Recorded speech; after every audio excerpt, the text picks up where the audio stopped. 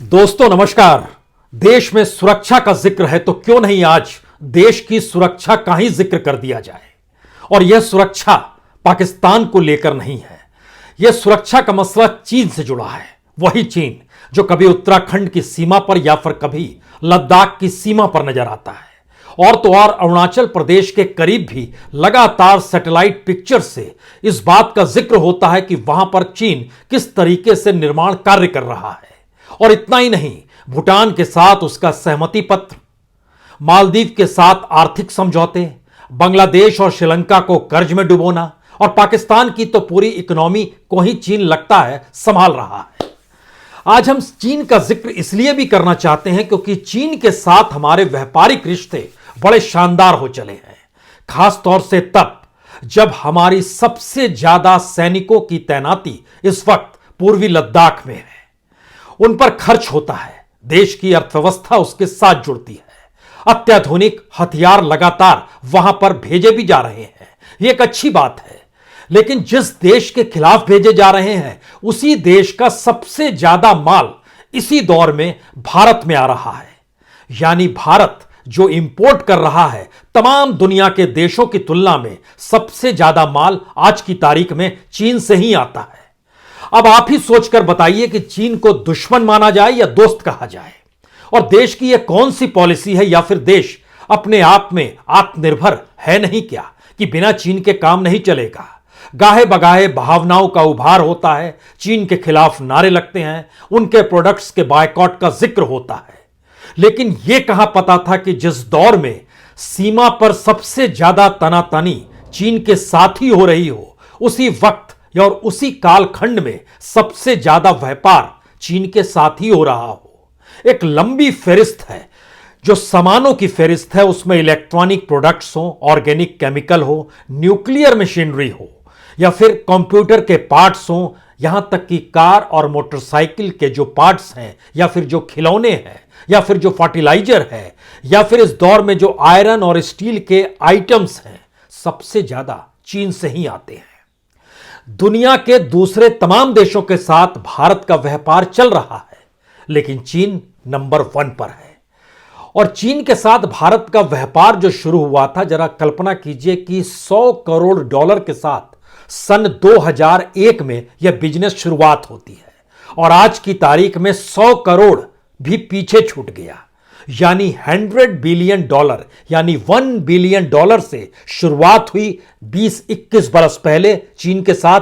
और इस दौर में बढ़ते बढ़ते बढ़ते बढ़ते हम $120 बिलियन पार कर चुके हैं।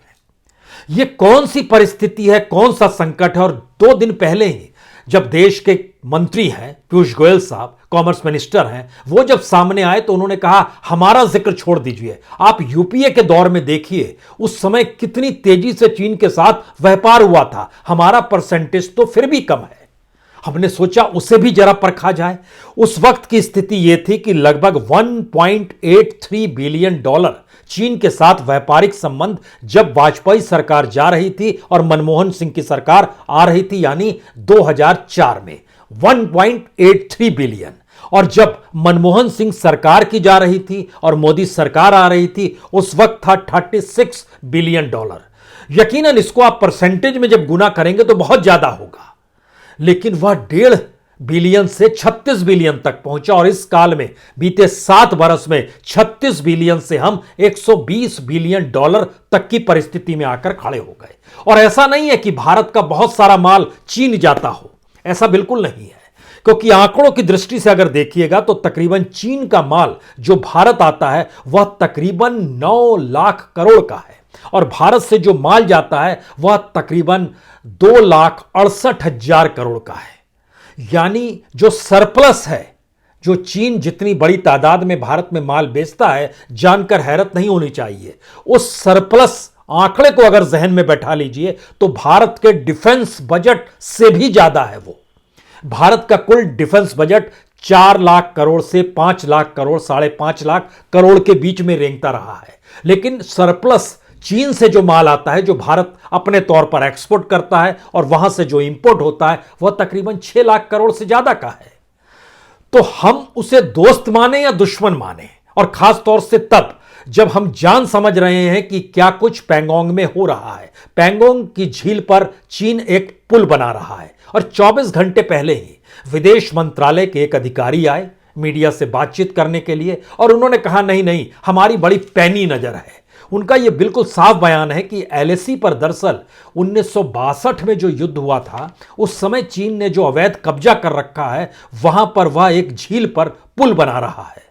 तो विदेश मंत्रालय के जो अधिकारी थे अरिंदम बनर्जी साहब, कल उन्होंने बोला हमारी उस पर बिल्कुल पैनी नजर है और अगर चीन ये सोचता है कि वह कुछ नामों को भी परिवर्तन कर दे, क्योंकि बीते दिनों इसकी भी जानकारी आई कि कुछ नामों में परिवर्तन किया गया, जैसे सियोम नदी है उसको चीन कहने लगे शियू एमू नाम दे दिया उन्होंने। बोले नाम बदलने से कुछ नहीं होगा, लेकिन हमारा सवाल और इस दौर में देश की सुरक्षा यानी सीमा पर सेना की मौजूदगी और देश के भीतर अपने घर में चीनी माल, ये कौन सी परिस्थिति है। जब इन आंकड़ों को हम देखते हैं तो हमें लगता है कुछ चीजें और बहुत साफ तौर पर होनी चाहिए।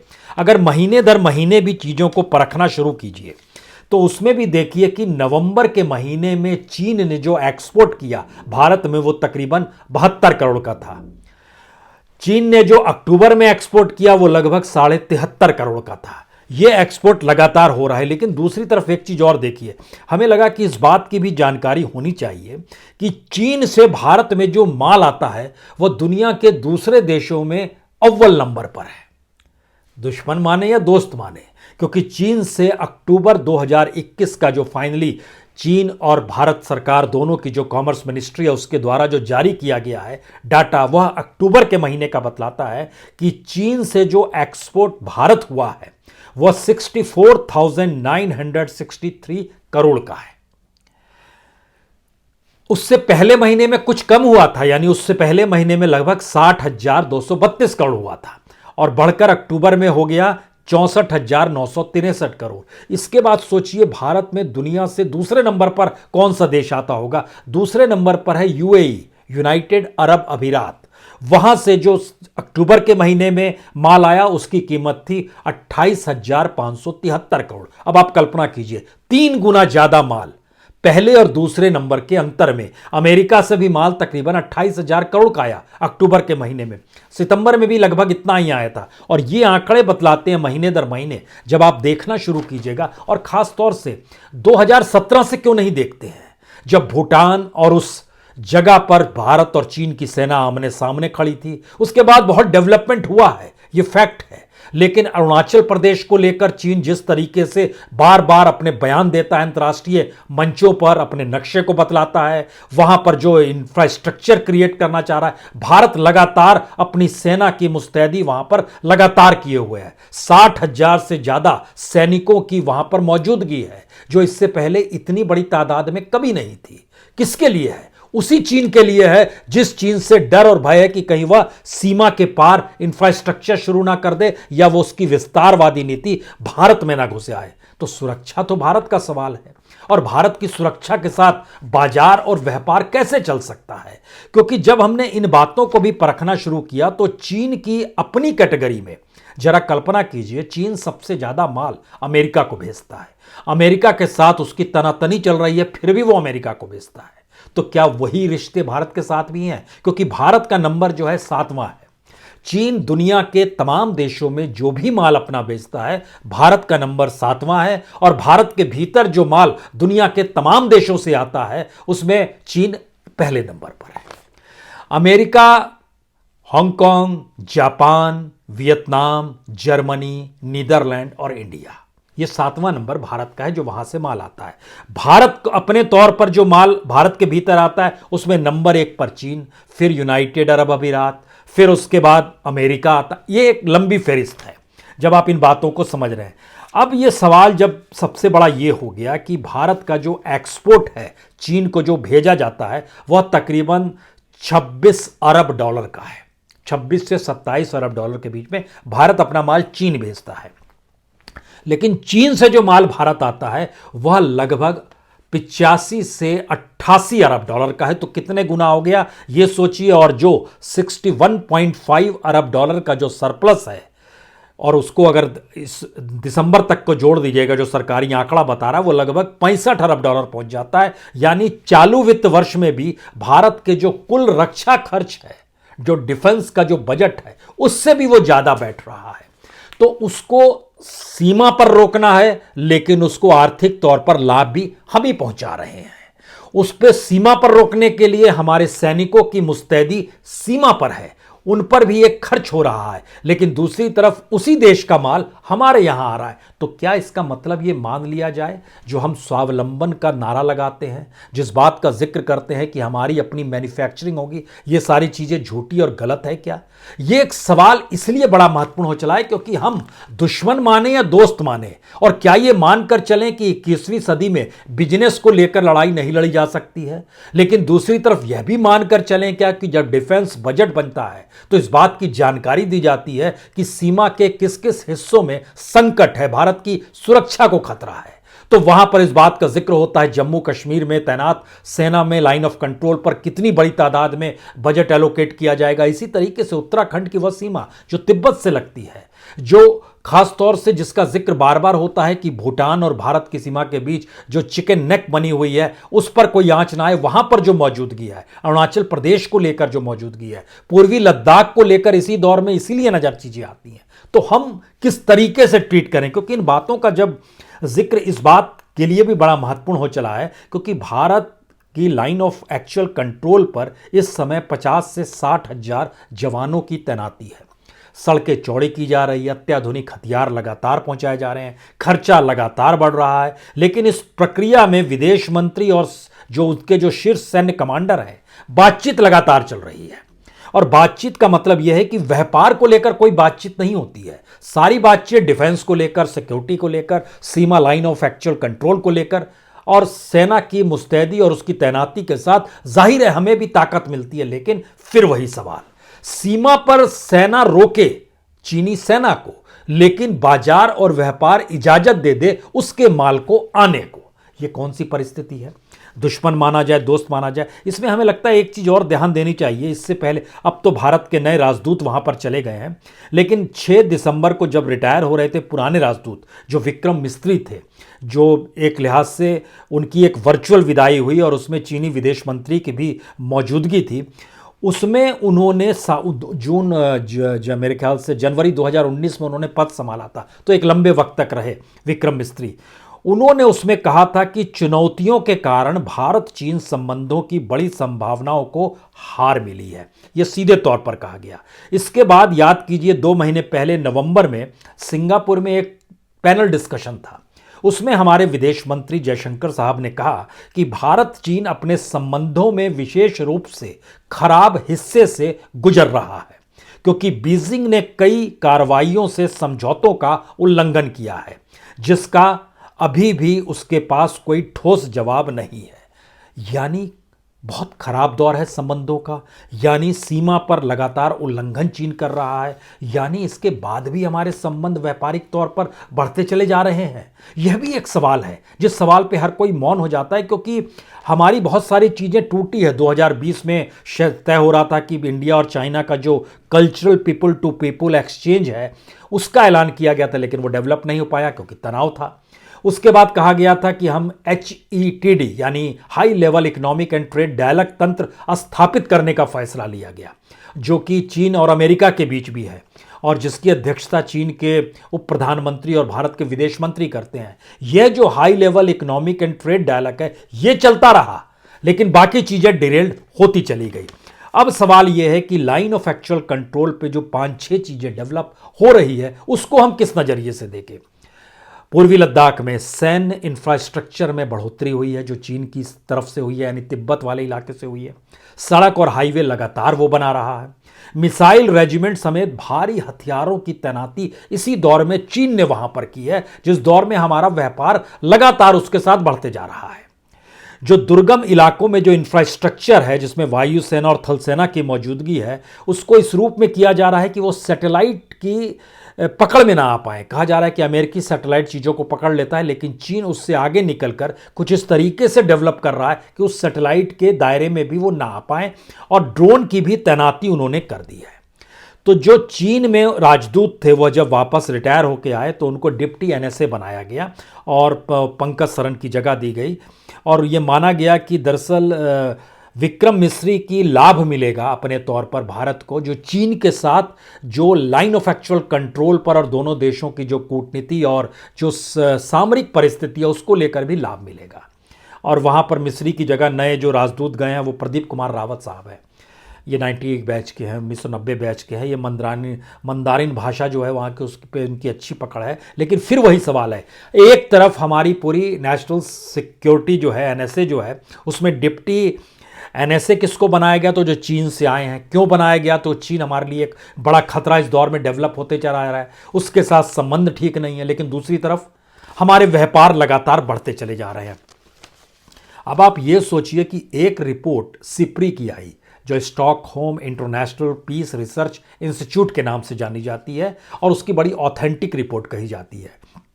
उसका बहुत साफ कहना है कि चीन दुनिया में अपने तौर पर सैन्य शक्ति संतुलन को बिगाड़ रहा है, उसमें बदलाव लाने की परिस्थितियों को उसने पैदा कर दिया है। और खास तौर से ये जो साउथ ईस्ट एशिया का इलाका है यहां पर वो चीजें बिगाड़ रहा है और वह इन बातों को समझ रहा है कि इसमें भारत की महत्ता कितनी है या भारत के साथ उसको कैसे चीजें करनी है। इसीलिए उसके संबंध रशिया के साथ बनते हैं।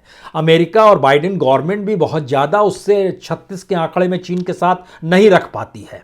हालांकि इस दौर में जो समर ओलंपिक था उसको लेकर कई सवाल खड़े हुए, लेकिन इन सब के बावजूद भी सिप्री की रिपोर्ट का हम इसलिए जिक्र करना चाहते हैं क्योंकि उनका बहुत साफ कहना है कि चीन ने बाजार और सेना ने युद्ध की दिशा में चीजें बढ़ाई है और 2035 तक चीनी सेना आधुनिक विस्तारवादी सैन्य शक्ति के तौर पर कैसे डेवलप हो जाए इसको लेकर उनका एक रेड पेपर है। और 2049 तक युद्ध लड़े तो जीतने में सक्षम हो, चाहे वो कोई भी देश हो। यह एक टारगेट प्रोग्राम चल रहा है चीन के भीतर का।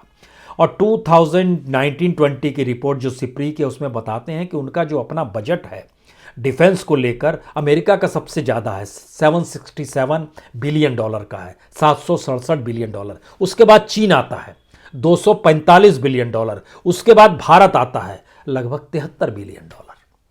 $73 बिलियन का मतलब वही लगभग 5-6 लाख करोड़ के इर्द गिर्द चीज़ें आकर टिक गई। 6-6.5 लाख करोड़ के लगभग में ये टिक कर आ गई। लेकिन अमेरिकी रक्षा विभाग ने इस दौर में एक और दावा किया कि इस दशक के अंत तक यानी 2030 तक लगभग चीन जो है 1000 परमाणु वारहेड बना लेगा। 2011 में उसके पास सिर्फ 206 वारहेड थे, न्यूक्लियर वारहेड। 2016 में 218 तक पहुंचे। इस बरस उसके पास 272 वारहेड हो गए न्यूक्लियर वारहेड, जो बढ़कर 1000 छू जाएंगे 2030 तक। अमेरिका से वो काफी पीछे, अमेरिका के पास 5000 वारहेड है। लेकिन भारत की तुलना में जब चीन दरवाजे पर खड़ा है तो सुरक्षा को लेकर हम आर्थिक व्यापार के संबंध बनाएं, ट्रेड को लेकर नया नया तरीके से डेवलप चीजें करें या फिर सीमा पर लड़ाई लड़ रहे हैं। और सुरक्षा और रक्षा का मसला बार बार चीन को लेकर हर पॉलिटिकल पार्टी अपने तौर पर उठाती रहती है। और चीन को दुश्मन नंबर 1 तो जॉर्ज फर्नांडिस हो या मुलायम सिंह यादव जिक्र कर चुके हैं, अतीत में पार्लियामेंट के भीतर कर चुके हैं। तो चीजें छुपी हुई नहीं है। लेकिन उस पीरियड में देखिएगा तो हमारा व्यापार ऐसा नहीं था जो मौजूदा वक्त में नजर आता है। तो ऐसी कौन सी स्थिति थी जिसमें हम निर्भर होते चले जा रहे हैं चीन के प्रोडक्ट्स को लेकर। और यकीन जानिए जिन बातों का हमने आपसे जिक्र किया है उसमें अगर वो सारी चीज़ें, तो भारत में बड़ा संकट हो जाएगा इलेक्ट्रॉनिक प्रोडक्ट्स को लेकर, ऑर्गेनिक केमिकल को लेकर, जो कंप्यूटर के पार्ट्स हैं, कार मोटरसाइकिल के पार्ट हैं, फर्टिलाइजर है, आयरन स्टील के आइटम है, टॉयज़ हैं, इन सब चीज़ों को लेकर वाकई संकट हो जाएगा। पूरा मार्केट पटा पड़ा है चीनी प्रोडक्ट से अभी भी, और लगातार आयात जिसका डाटा हमने दिया किस तरीके से बढ़ता चला जा रहा है।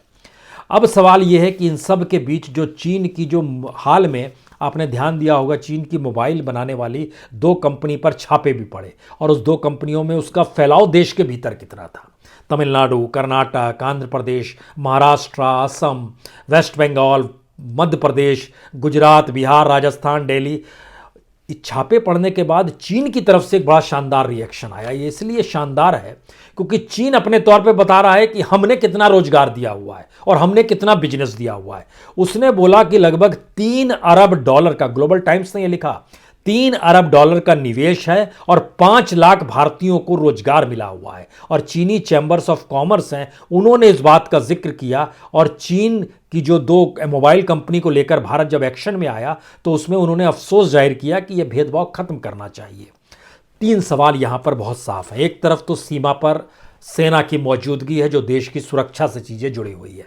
दूसरी तरफ चीनी माल जो भारत के बाजार में लगातार आ रहा है, भारत उनको लगातार प्रॉफिट ही दे रहा है, पैसा ही दे रहा है और हमारा पैसा खर्च ही हो रहा है उस दिशा में। तो वह इकोनॉमी की बैलेंस और सेना पर खर्च और सेना के साथ भारत को अत्याधुनिक हथियारों की जो जरूरत पड़ती है, जब वो इस तरीके से तनाव और तमाम परिस्थितियों से गुजर रहा होता है, तो ऐसे में हमारा बजट चीज़ों को बैलेंस तरीके से खोजना चाहता है। लेकिन हम बिजनेस उसी से कर रहे हैं, ट्रेड उसी से देश से कर रहे हैं जिसको लेकर हम सीमा पर चीज़ें तैनात किए हुए हैं। क्योंकि इन बातों का जिक्र इसलिए बड़ा महत्वपूर्ण है क्योंकि ध्यान दीजिए तो चीन का जो इस दौर में भारत को लेकर रुख है, दुनिया के किसी भी देश में उसकी जो सीमा जिन जिन जगहों पर लगती है नहीं रुक है। उसकी सीमा तकरीबन 22,000 किलोमीटर लंबी है, वो 14 देशों से लगती है। पर विवाद कहां पर हुआ? भूटान वाले इलाके में हुआ। विवाद कहां पर हुआ? अरुणाचल प्रदेश के नज़दीक हुआ। विवाद कहां पर हो रहा है? पूर्वी लद्दाख में हो रहा है। विवाद कहां पर होता है? उत्तराखंड के सीमावर्ती इलाकों में होता है। और इन सब के बीच भूटान के साथ भी एक सहमति पत्र पर 14 अक्टूबर को चीन ने समझौता किया। और इसी दौर में चीन ने अपनी सीमा भूमि कानून जो बनाया, 3 अक्टूबर को लाया गया था, जो अब जनवरी से लागू हो जाएगा, कहिए 15 जनवरी से वो लागू हो जाएगा, जो चीन का सीमा भूमि कानून है। और इस तनाव के बीच में ही भारत के साथ जो उसके जो तनाव चल रहे हैं, इसी बीच में उसने पारित किया है।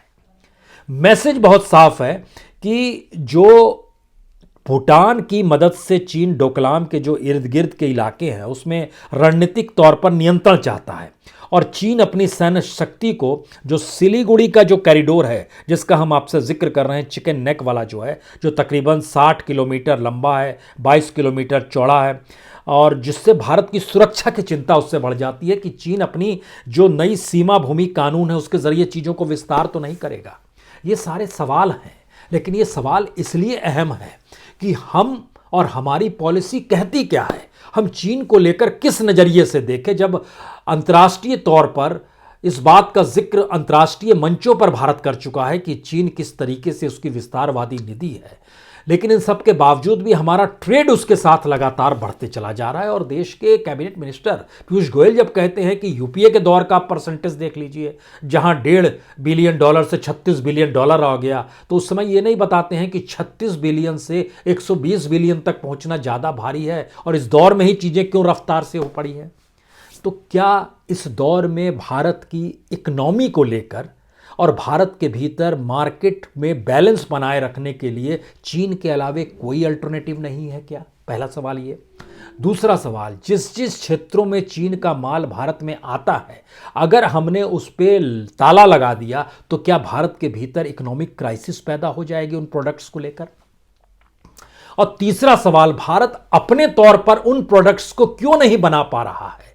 क्या भारत इस बात की इजाजत भारत का मार्केट नहीं देता है, या फिर ट्रेडर्स नहीं देते हैं कि भारत में बनने वाला माल कीमती होगा तो फिर खरीदने के लिए आप बाहर से ही माल बना लेंगे?